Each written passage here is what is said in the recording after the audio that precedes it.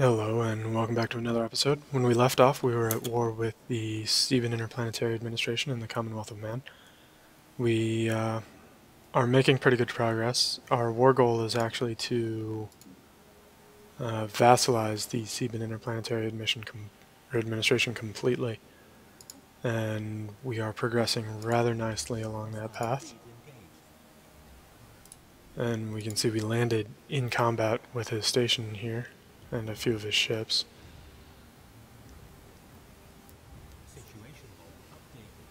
But this station and the Corvette they don't have a chance. You can hear Veer just freaking out trying to keep up with what's happening. So I lost a Corvette and a destroyer.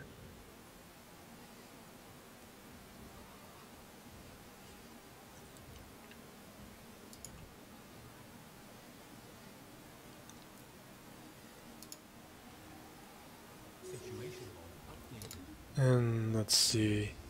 Yeah, you can see the 3,300 armor damage. That's not great. But there's not really too much we can do about it right now. And we are still winning. So one of my science ships lost its officer, so we'll buy a new one. This guy is fine. He can go in the science ship.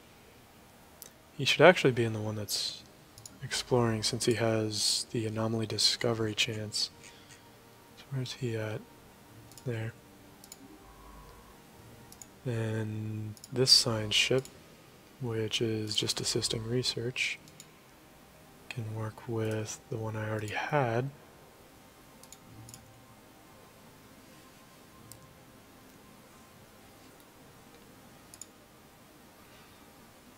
And the bombing is going along well.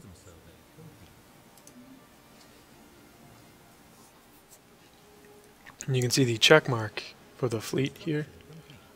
That is the fleet saying that they think they'll win if they invade. But I like to win without losses. And there's no guarantee that I won't have some losses currently. And you can see the percentage dropping pretty quickly. It's down to 70% from 90. And now we're down to 65. I think it breaks even at somewhere around 300. And we're bombarding 17.7 per day. So below 177 is where I want to invade. Now the percentage is down to 30.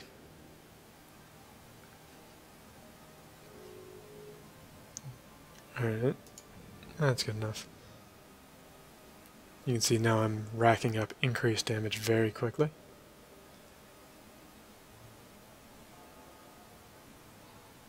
And the forces on the ground have landed and they're doing their thing.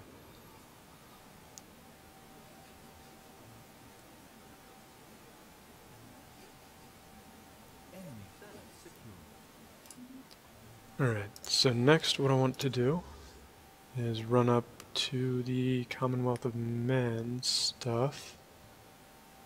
Well, actually I'm at 83. Yeah, they still won't take this, even though I have more war score than the peace offer. That's really just because the war is still fairly young. But let's take these over to here.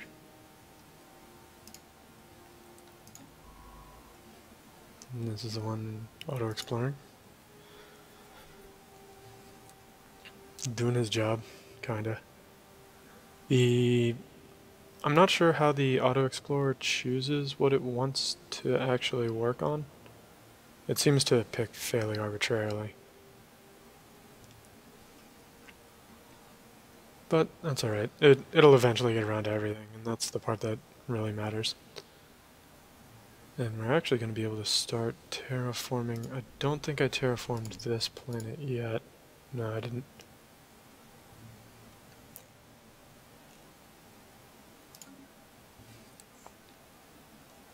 And once the month rolls over, I'll have enough, but I think I'm actually going to hold off a bit, just in case I need an extra influx of energy for something. I don't think there's too much that will need it.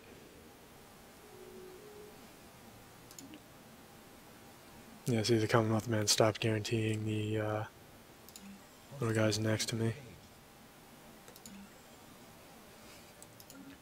And probably a smart move on their part, because messing those guys up is next on my list, you know? See the bombing? The,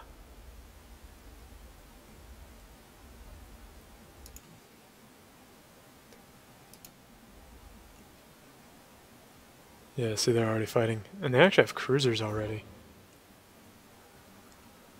I am farther behind on that than I thought I was. So I'm gonna prioritize getting some bigger ships.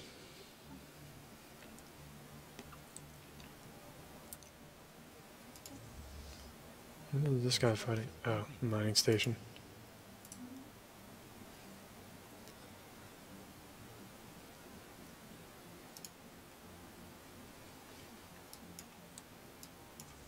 As you can see, even though he is bombing, he didn't bring any armies to actually invade the planet. So I'm going to take it, which is going to add to my war score. And then I'm going to be able to drop out of this war. It will remove, or my war will remove the Sebans from the game, basically. They won't be able to participate in the Commonwealth of Man's war, and then Sintomaroi can figure it out. Just capitalizing on the situation. The Commonwealth of Man is also apparently a wormhole nation, which means if you take out his wormhole stations, he can't travel from system to system. He has to rebuild them first. And he can rebuild them pretty quickly. They're inexpensive, but it does hamper him a bit. And now that I got the planet secure, I'm at 100 war score, so let's take the thing. The best possible outcome. And I'm at another race.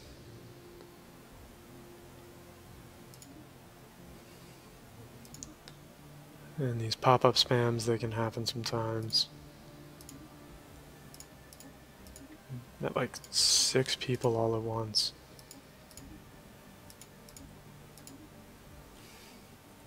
As you can see now, I can see all sorts of people to my south. And I will take all of these home momentarily. And you can see Sintomaroi took, like, outright ceded the planets from the Commonwealth of Man.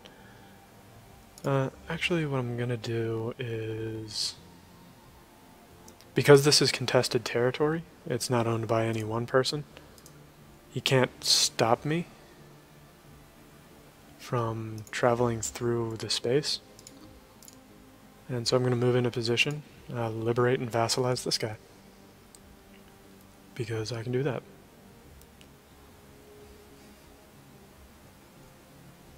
See, it would be a protectorate anyway. But that's alright. Protectorates get a massive bonus to their technology generation. Yeah, see, he's at minus 46 now.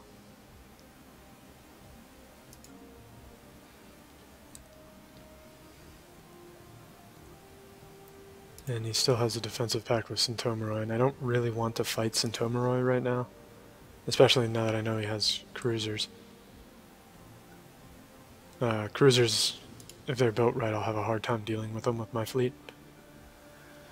And his fleet is about the same power as mine, and I don't like that kind of gamble. So I'm going to build up cruisers and continue to expand. I should outpace him pretty quickly, especially since I'm terraforming everything. A new precursor anomaly has been found on Joomla 2.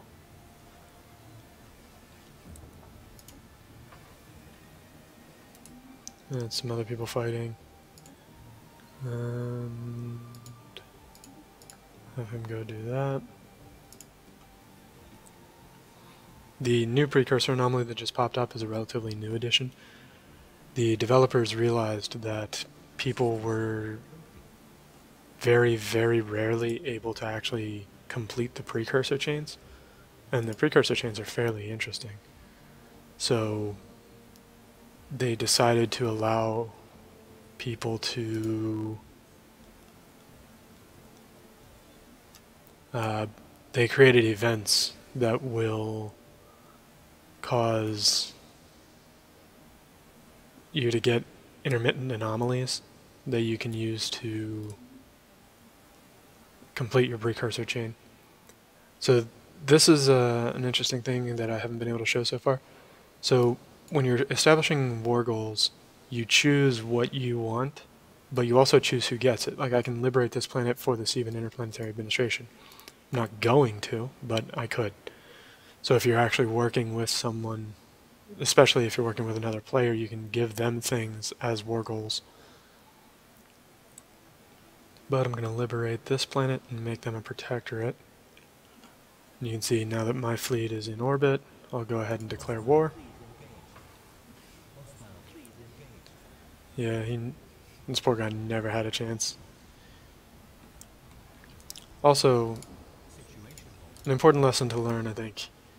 If you find yourself next to another empire and they're much more powerful than you, you should seriously consider placating them rather than picking a fight. Because if there's someone significantly more powerful than you, chances are they can and will roll you over if need be.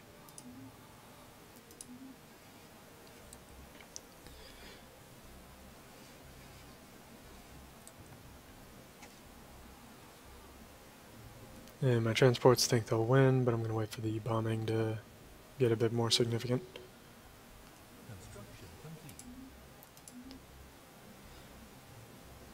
And I do have enough to terraform. Alright, so he gave me what I wanted. And okay, so you can see the distance is minus 500. It needs to roll over to the new month. But after that, he will take the protectorate status, which is excellent. Send my fleets home. I completed research. And actually, he's not smart enough to figure out how to finish the anomaly chain. It needs a level 5 scientist, and I only have level 4s. So I'm going to get the volcano removal so that I can finish removing all the tile blockers from the planets that I have.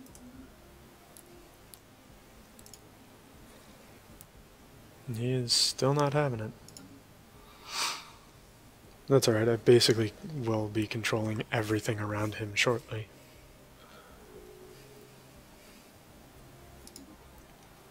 I also kind of want to get this planet developed up because I can only control 5 core worlds, and pretty soon I'm going to have more than 5.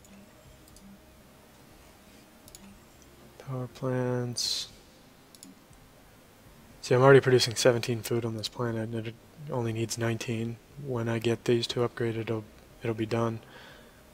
Although I think I only have hydroponics farm 2, which means I will need to keep these guys around for a little longer.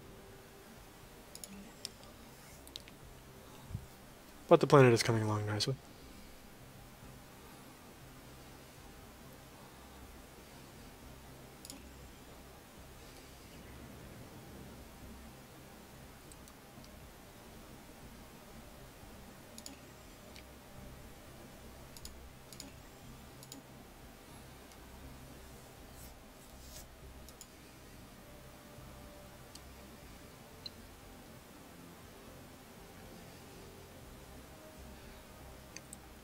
So I think the 5 core worlds that I'm going to retain control over are going to be these 5 here that I'm dragging the box around, and I think everything else is going to be in a sector.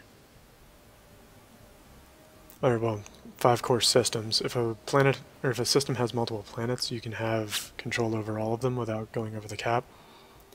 So I'll actually have the 2, 3, 4, 5, 6, 7, 8. I'll have 8 planets and 5 systems. And that sounds like a pretty good domain.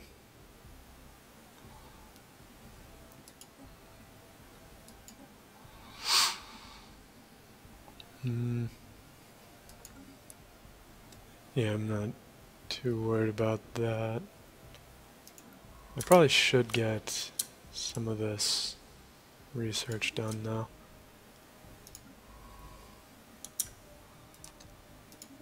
And send them to where I killed the stations. But you can see I'm expanding fairly quickly, and if we look at the opinion map modes, this guy, like some of these people are mad at me, but none of them are because of aggressive expansion or threat. It's all because of conflicting ethos and stuff like that, and there's really nothing I can do about that at this point. So,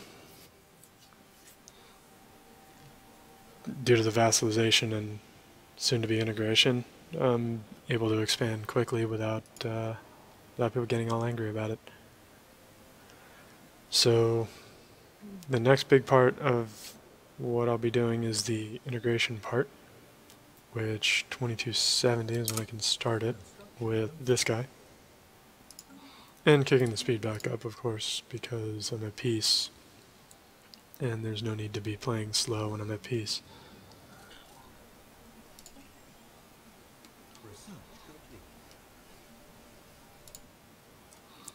And I finished the physics lab. I really like the observatory, so I think I'm going to go with that. And I'll queue up physics labs anywhere that I have those.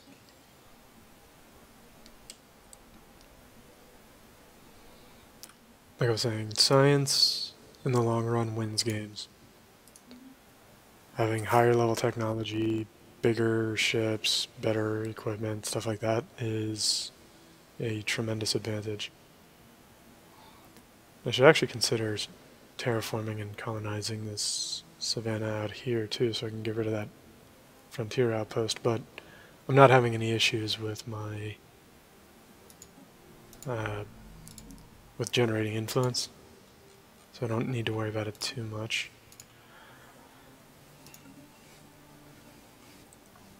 And you can see I'm easily generating more energy than I'm spending terraforming. Now, I don't think the AI will nearly as aggressively terraform its environment, which is one of the advantages that the player has, is I can focus all of my resources on one thing, be it building ships, building structures, terraforming. The AI will try to budget for the various categories. The Rothak order.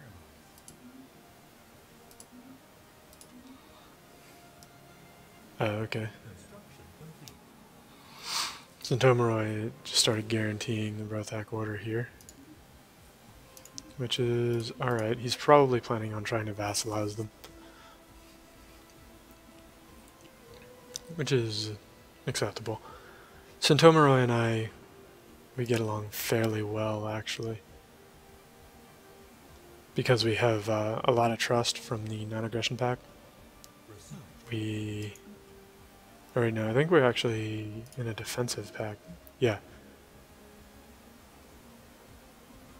No, it's just a non-aggression pact. I'm getting my flags mixed up. So I finished the engineering lab, and now I think I want to go with the robotic army. The default armies aren't really that good, and I finished terraforming the world, so it's time to colonize it. And No, I want to land the colony ship here. I had a governor finally die. You start the game with a governor on your homeworld. And I don't usually establish new governors because the bonuses that they give aren't that great.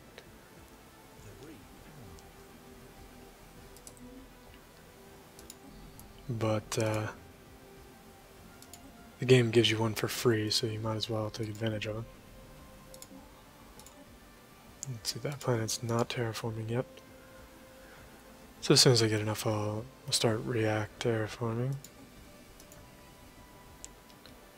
Yeah.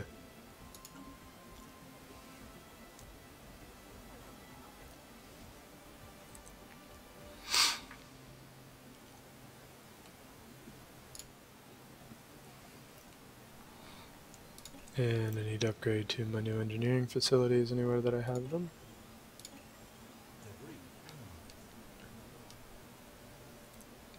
Which is not many, actually.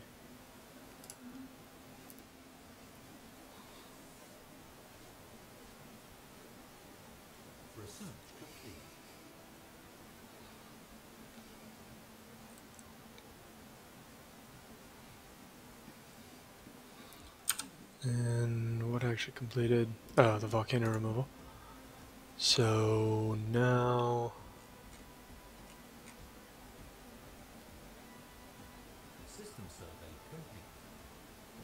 I think I'm going to get this, the cheaper refits, which will make it less expensive for me to refit all the ships in my fleet. I didn't start terraforming this one yet. Oops. That's less than ideal. But I think I am terraforming here. Yes.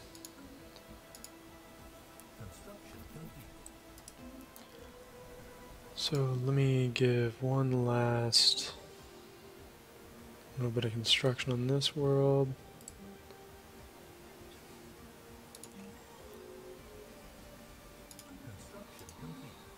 And I'm going to preemptively create a sector here so I don't have to pause. And grab some minerals for it.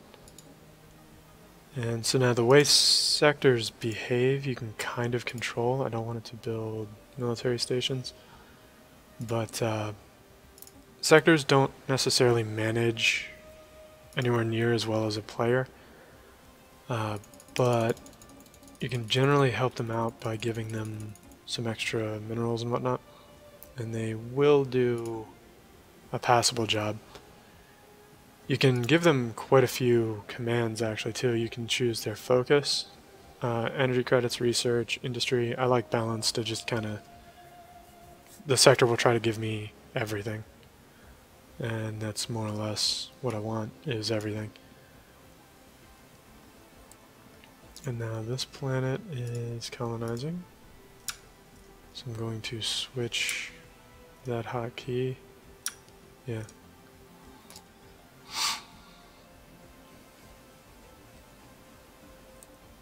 And the sector really doesn't need energy all that much. And you saw here I was feeding it a bunch of minerals. It doesn't really need energy because the minerals are used to build things, the energy is only used to sustain. So as long as it has a positive amount of energy, income, the sector doesn't need any additional energy. The numbers on the left here above the sector settings button are what the sector is giving you. The numbers on the right here are what the sector is keeping for itself, and it has its own separate stockpiles of energy and minerals. Though you can give them energy and minerals, you cannot take them back. It's generally not a big deal because the sectors will try to generate more energy and minerals for you. But the once the sector starts overflowing, you can also choose the sector contribution, and once the sector is basically full or very developed, you might as well just take it at 75%, and it'll give you 3/4 of the minerals and energy that it produces. Although it's worth noting that that is 3/4 of the surplus of minerals and energy. You will never be able to drive them into the negative with those contributions. They will always stay positive. If they can, that is.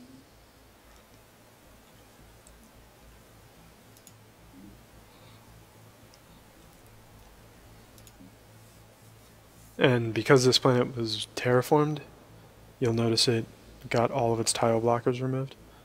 That's one of the best parts about terraforming, is that it will clear every tile blocker for you. You don't have to do it yourself. Which also means you end up not having to research tile blockers for anything but your home climate type. He wants to give me energy in exchange for minerals. I don't really need them though. My energy is low right now, which the AI is aware of, but I don't need more. Associated Seban Worlds wants a defensive pact. And so now, the Seban Interplanetary Administration is my vassal. It can't build new colonies, but it will throw out frontier outposts all over the place. And if you're like me, you'll find that to be immensely annoying most of the time. But once I integrate him, he won't be able to do that anymore.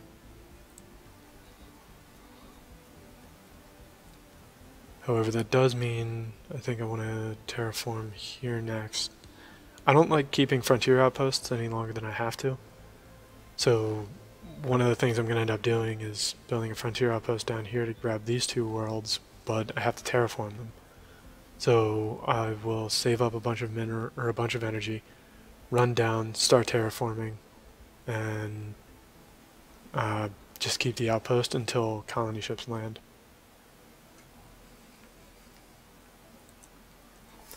But let's see where we are on the chart. Centomera is doing very well for himself.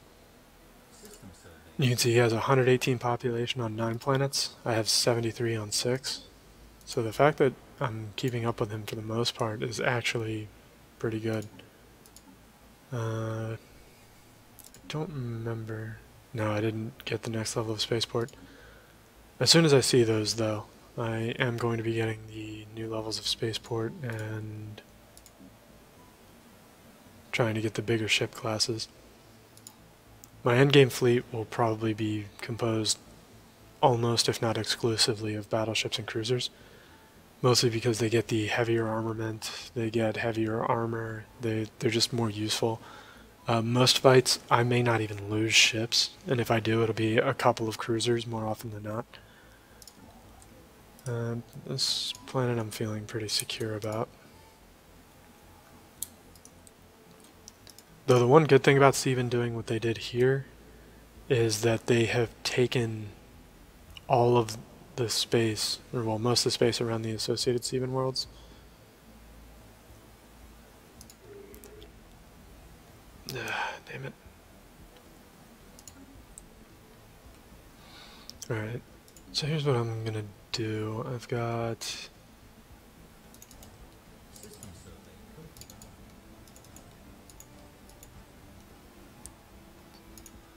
I'm going to build some more Corvettes and see how that influences the associated Seban world's opinion of my strength. I guess I gave them too much early on when I wasn't very big and powerful, and so as a result they don't fear me enough to actually join up. And their empire population, you can see kind of how it works. So nobody wants to be vassalized outright, which is why there's the base. The empire population is, you get -1 for every 2 population, and on top of that he gets the relative power of empires is the one thing that I kind of can control. Friendly, I think, is about as high as it's really gonna go.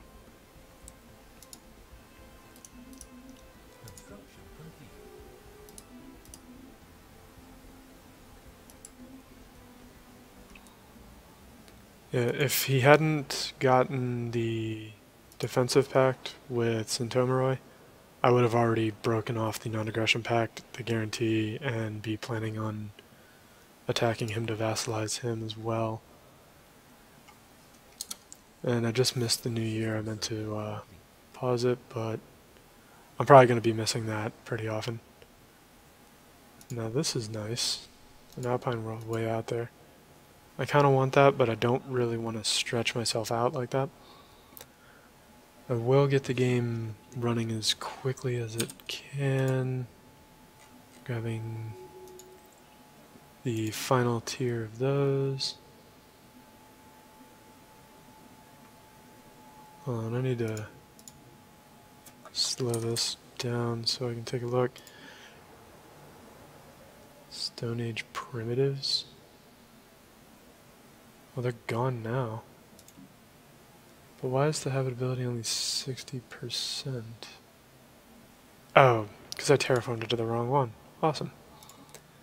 But it'll terraform more quickly.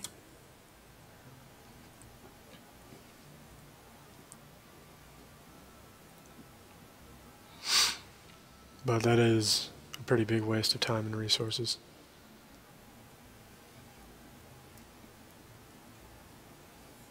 It's pretty annoying.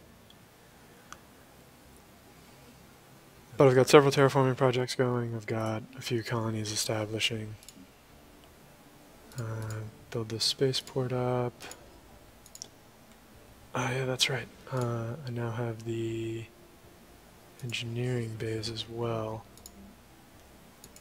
I really like engineering bays because they decrease the upgrade or the upkeep cost of any ships built at that spaceport, which your largest expense toward the mid and late game actually ends up being your ship upkeep. But we're in December, so coming up on another break in the video. And there it is. So thank you for joining me, and I hope you enjoy.